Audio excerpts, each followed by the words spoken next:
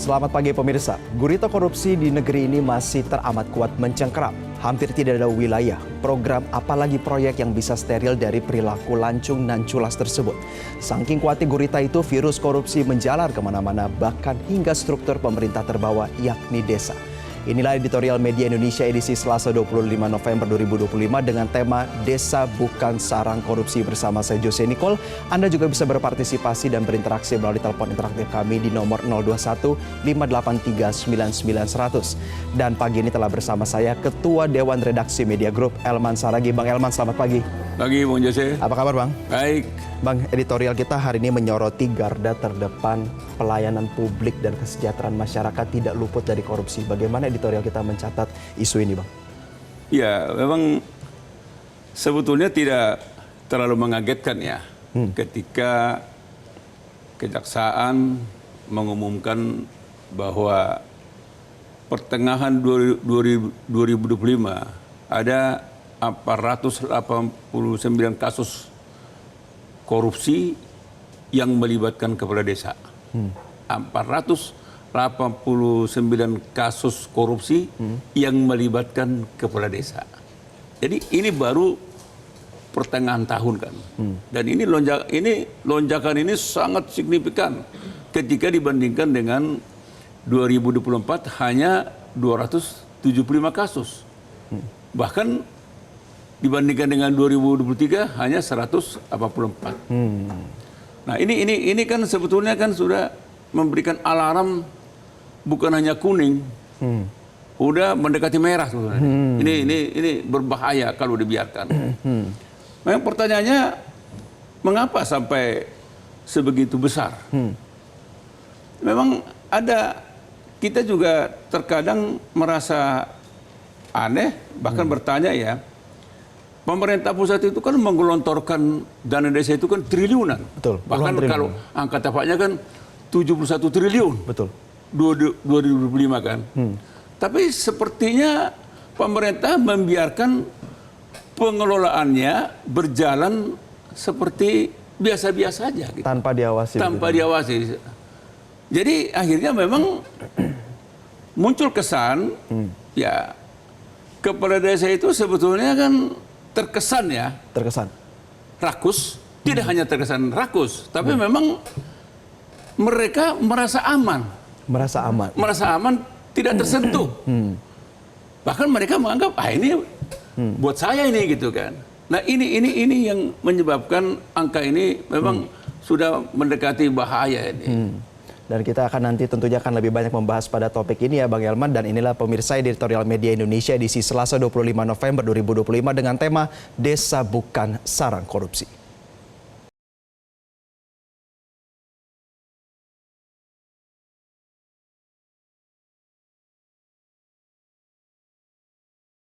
Desa bukan sarang korupsi.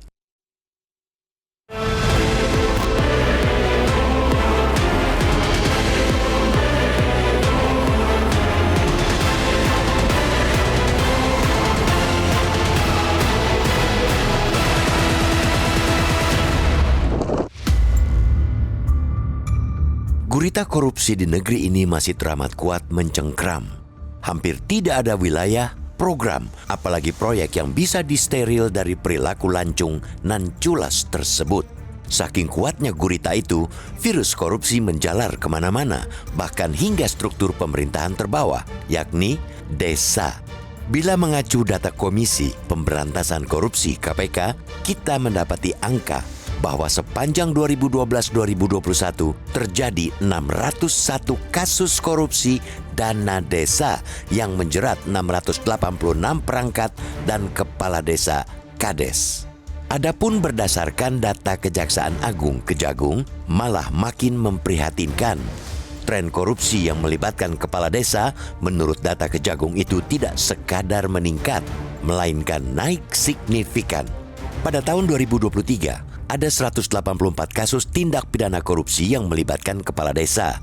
Setahun kemudian meningkat menjadi 275 kasus. Lalu pada paruh pertama 2025 ini, kasus yang melibatkan Kades melonjak menjadi 489 kasus. Angka-angka itu jelas tidak boleh dipahami sebagai sekadar angka. Bahkan, pernyataan keprihatinan pun tidak cukup dipandang sebagai sesuatu yang memprihatinkan. Bayangkan, dalam kurun hanya setengah tahun, kasus korupsi yang melibatkan kepala desa sudah melonjak hampir 2 kali lipat jika dibandingkan dengan kasus yang sama di tahun sebelumnya. Beragam modus dan pola korupsi pun dilakukan para perangkat dan kades itu, termasuk menggunakan dana desa untuk hal-hal di luar yang seharusnya. Mereka juga ada yang menyalahgunakan uang yang mestinya untuk mobil operasional malah disimpangkan guna membayar paranormal. Padahal mobil operasional amat penting bagi kades dan perangkat desa untuk lebih aktif berinteraksi dengan rakyat dan melayani rakyat. Kian maraknya korupsi yang melibatkan kades dan perangkat desa harus jadi alarm untuk segera merombak sistem pengawasan yang dijalankan selama ini. Apalagi berdasarkan Indeks Perilaku Anti Korupsi (IPAK) 2024 yang dirilis Badan Pemeriksa Keuangan BPK menunjukkan bahwa masyarakat perkotaan lebih anti korupsi ketimbang di perdesaan. Ternyata keguyuban dan hubungan kekerabatan yang kuat di masyarakat perdesaan berbuah pada sikap untuk menyelesaikan persoalan secara musyawarah serta menghindari konflik. Akhirnya, masyarakat perdesaan cenderung permisif terhadap tindak pidana korupsi. Sikap anti korupsi dianggap membuat suasana di kalangan antar warga menjadi tidak harmonis. Maka, pengetatan sistem itu harus segera dijalankan secara bersamaan dengan pendekatan baru dalam tata kelola pemerintahan desa. Prinsip-prinsip dasar tata kelola pemerintahan seperti transparansi dan akuntabilitas harus masuk desa. Persoalan kapasitas aparatur desa yang kerap menjadi persoalan dalam tata kelola pemerintahan desa mesti segera dibereskan. Apalagi kini mereka harus mengelola dana negara hingga miliaran rupiah. Maka menyetop bunyi keras alarm pada pemerintahan desa tidak bisa ditunda-tunda lagi. Tanpa ada perencanaan dan tata kelola anggaran yang memadai, para kades akhirnya merasa anggaran itu bak durian runtuh yang seolah bisa dipakai seenaknya, termasuk untuk keperluan pribadi. Harus ada audit dan standarisasi digitalisasi penggunaan keuangan, sehingga seluruh penggunaan dana dapat dipertanggungjawabkan tanpa harus membuat kades mengakhiri karir di balik jeruji. Publik tentu berharap kades yang menjadi pencoleng hanyalah setitik nila di tengah susu sebelanga atau hanya sebagian kecil dari lebih dari 75.000 desa di tanah air. Jangan sampai kejadian korupsi di level kades yang diungkap Kejagung ternyata hanya fenomena gunung es, alias masih jauh lebih banyak lagi kades korupsi yang tersembunyi di bawah namun menunggu waktu untuk terungkap. Amit-amit.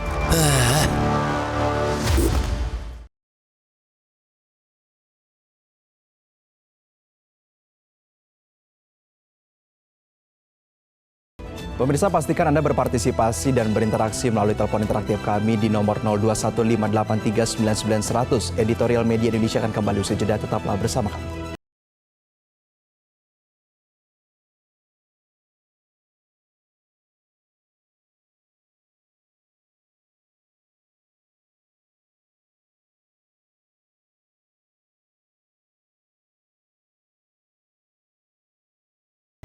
Terima kasih Anda masih bersama kami pemirsa, dan kami akan langsung menyapa salah satu penelpon yang telah tersambung bersama kami. Ada Bapak Ramadan dari Jambi. Pak Ramadan, selamat pagi.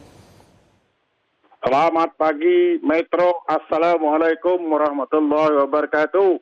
Waalaikumsalam warahmatullahi wabarakatuh. Ya, Pak Ramadan, bagaimana Anda melihat kasus korupsi ini masih menggurita hingga tingkatan desa? Harapan saya satu, hentikan dana desa itu. Karena sedikit sekali manfaatnya di desa selama korupsi merajalela. Yang kedua, rubah pengawasannya. Karena yang mengawasi dari kabupaten dan lain sebagainya itu ikut juga menikmati. Maka pola pengawasannya harus tersendiri, tidak seperti pola yang sudah ada. Bila tidak terbuka kesempatan untuk mengawasi secara khusus dana desa, kita akan membiarkan desa-desa itu korupsi melipat ganda lagi. Makanya peningkatannya 100% setiap tahun. Maka usul saya hentikan dan buat pengawasan secara khusus. DPR Kabupaten semua pengawasan di kabupaten Baik. dibuat secara khusus dari programnya. Oke, Pak Ramadan, kita sudah mendapatkan poinnya. Menjadi itu. Baik, terima kasih Pak Ramadan dari Jambi atas tanggapan Anda. Bang Elman, kita melihat ternyata ada usulan untuk mengkaji ulang soal kedudukan dana desa ini. Apakah kita melihat itu juga hal yang sangat penting? Ya, memang saya sudah bayangkan itu. Ketika masyarakat dihadapkan dengan korupsi kepala desa, pasti kalau ditanya gimana, pasti jawaban masyarakat, bahkan mungkin ekstrimnya jangan-jangan ada masyarakat kan udah kembalikan aja ke pusat katanya gitu kan. Hentikan dana desa gitu kan. Nah, ini yang pernyataan seperti ini yang kita tidak mau dengar sebetulnya kan. Sayang sebetulnya kan. Sebetulnya kan dana desa itu kan sebetulnya tujuannya kan mulia, sangat luhur. Untuk apa? Pembangunan. Bagaimana untuk membangkitkan ekonomi desa itu kan? Bagaimana caranya untuk membangkitkan, katakanlah mengentaskan kemiskinan masyarakat desa yang paling bawah kan gitu kan? Itulah dana desa ini. Katakanlah misalnya membuat jalan, memperbaiki sekolah, pangan dan sebagainya kan? Itu kan sasaran pada dana desa itu kan di situ. Tapi memang ketika pengelolanya salah, itu tadi yang kita katakan kan, ketika dana desa itu digelontorkan triliunan, tetapi tidak dibarengi dengan mekanisme kontrol yang ketat, tidak dibarengi dengan audit yang secara berkala, maka akhirnya kepala desa itu menganggap, wah ini gampang gampang dinikmatin ini. Tidak tersentuh ini. Jadi dia menganggap laporan biasanya aman. Padahal sebetulnya kan kalau itu diawasi, itu udah pasti akan fokus itu dana desa itu. Tapi kan Bang Elman, kita melihat ya catatan kepala desa yang pada akhirnya menjadi terpidana. Vonisnya 2,5 tahun, 3,5 tahun. Padahal judulnya korupsi tetaplah korupsi. Apakah nantinya perlu ada kajian lebih lanjut, pengawasan dan juga hukum yang lebih memberikan efek jera? Jadi misalnya gini, karena ini kan harus dijadikan pembelajaran, harus dijadikan katakanlah ketika ada kepala desa yang ditangkap, dipidanakan, itu harus dibuat menjadi efek jera. Maka itu sebetulnya kan hukuman terhadap kepala desa ini tidak boleh nanggung, harus dimaksimalkan. Katakanlah kepala desa yang terlibat, terbukti pidana korupsi, maka hukumannya minimal 10 tahun. Oke. Dan bila perlu sebetulnya kan miskinkan juga itu kepada desa supaya menjadi pembelajaran. Betul. Karena Anda bisa bayangkan kan, kalau ini tidak segera diambil tindakan tegas, dan nanti kan ke depan kan gelontoran ke desa itu kan kalau 2025 71 triliun, jangan-jangan 2026 gelontorannya naik.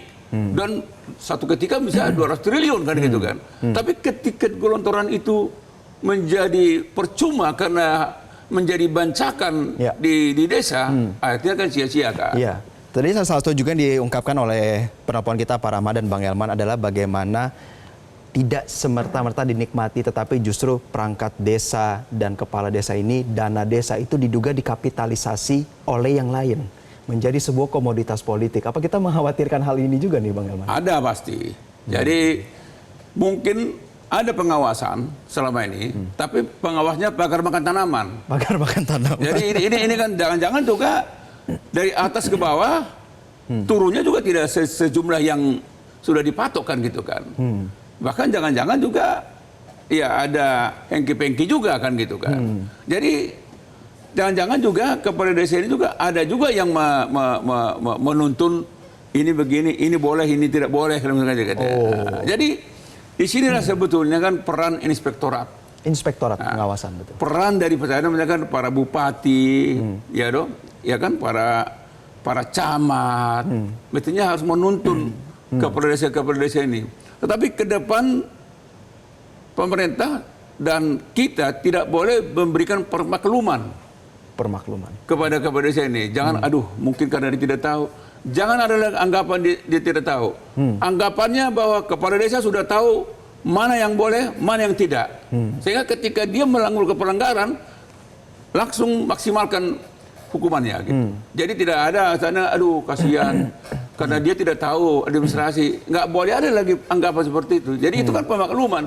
Dan itu nanti membuat kepala desa itu tetap menikmati gitu. Menikmati ya. Oke, Bang Elman, kita akan lebih lanjut dalam segmen berikutnya ya pemirsa. Tetaplah bersama kami. Kami akan segera kembali usai jeda di Editorial Media Indonesia.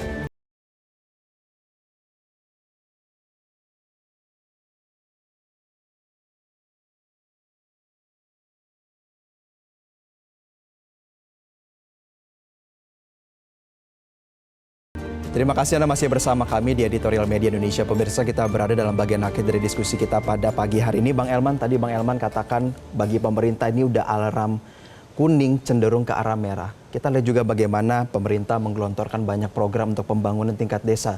Salah satunya yang paling keren kita mendengar Koperasi Desa Merah Putih.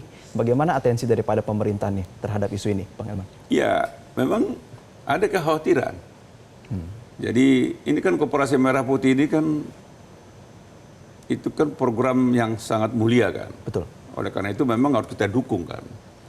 Tapi kalau mengacu kepada gelagat dari maraknya korupsi kepala desa, jangan salah, mungkin ada juga was-was kita terhadap apa ini, terhadap Koperasi Merah Putih ini kan. Kalau tidak diawasi dari awal ya. Jadi ketika Koperasi Merah Putih ini juga dari awal juga harus dipersiapkan mekanisme kontrolnya gitu. Sehingga memang setiap sen yang digelontorkan ke situ terbebas daripada penyelewengan.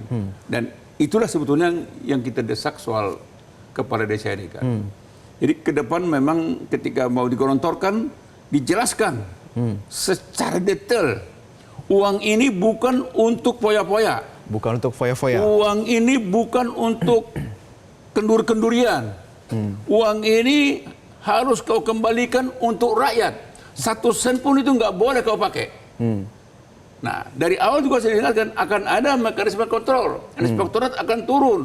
Dan secara berkala harus ada audit. Nah, dijelaskan itu kepada desa itu. Sehingga sejak dari awal dia sudah terjaga, ini bukan uang saya ini. Uang publik. Ini uang rakyat, uang publik. Sehingga dari awal dia tidak ada pikiran untuk mencuri. Itu penting dari awal sebetulnya. Jangan sampai ada anggapan kepada desa itu ada durian runtuh nih. Wah, ini enak nih. Dan dia sudah membayangkan beli mobil baru, bahkan jangan-jangan juga mau istri baru. Akhirnya kita tahu kan gitu. Nah, ya benar, Bang. Kedua juga kita ingatkan, ini juga kan bukan tidak mungkin ketika kepala desa itu dijadikan sebagai katakanlah tim sukses. Oh, komoditas politik praktis. Tim sukses pilkada, tim sukses legislatif, tim sukses juga di pilpres. Nah, ini yang akan mengakibatkan ketika yang didukung ini menang, dia juga merasa ya apa dong buat saya. Oh, berpolitik praktis jadi. Apa buat saya? Nah, mungkin juga yang didukung juga merasa nggak enak. Biar aja lah. Okay. Dia daripada dia minta duit dari kita, biar aja lah dia pakai itu dana desa gitu kan. Nah, ini betul. Ke depan kalau ini ada ya, kita nggak tahu. Ini kita ingatkan aja. Ingatkan betul, Bang. Nah, kalau ini ada, jangan sampai seperti itu. Ya. Jadi biarkanlah kepala desa itu ke depan netral. Dia tidak boleh dilibatkan untuk menjadi tim sukses apapun. Dia harus netral, seperti PNS lah misalnya kan. Bagaimana kita menempatkan misalnya kepala desa itu seperti TNI Polri. Oke. Dia tidak berpolitik, tapi dia juga dia menggunakan hak politiknya. Yang membedakan yang kita ingatkan supaya dia tetap netral. Oke. Gitu. Dan di sisi lain kita lihat Bang Elman, kadang-kadang mungkin dari Kuningan Rasuna Said ke desa di ujung Indonesia sana agak jauh mungkin penegakan hukum ini kan. Bagaimana penegak hukum ini tuh juga tetap memasang kejelihan sampai ke tingkat desa di pelosok Indonesia Timur ataupun Barat sekalipun, Bang. Jadi begini Jose ya, angka 489 kasus ini, bayangan kita ini ya, ini hanya apesnya aja ini. Apesnya. Andai kata misalnya penertiban itu dilakukan secara ketat kepada 71.000 lebih desa itu, jangan-jangan yang terkena kasus mungkin jangan-jangan juga meningkat.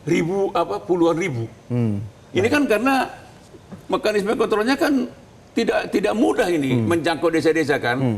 Yang tidak terjangkau itu menurut saya sih sampai hari ini masih aman-aman aja dia. Nah, Dia masih teruskan bencakan. nah, tetapi bukan berarti aparat penegak hukum akan abai. Nah, ya, Bang? ini sebetulnya kan peringatan kepada aparat penegak hukum. Ke depan yang nunjauh di sana pun harus dijangkau. Baik. Terima kasih Ketua Dewan Redaksi Media Group Bang Elman Saragih telah bergabung bersama kami di pagi hari ini. Ya pemirsa, jangan sampai kejadian korupsi di level Kades yang diungkap Kejagung ternyata hanya fenomena gunung es. Alias masih jauh lebih banyak lagi Kades korupsi yang tersembunyi di bawah namun menunggu waktu untuk terungkap. Kiranya editorial Media Indonesia edisi kali ini bisa mencerahkan pikiran kita tentang situasi negara ini antar sesama anak bangsa. Saya Jose Nicole pamit undur diri, sampai jumpa.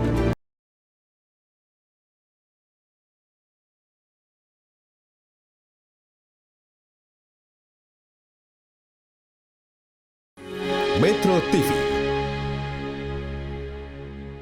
Jelajahi cara baru mendapatkan informasi. Download Metro TV Extend sekarang.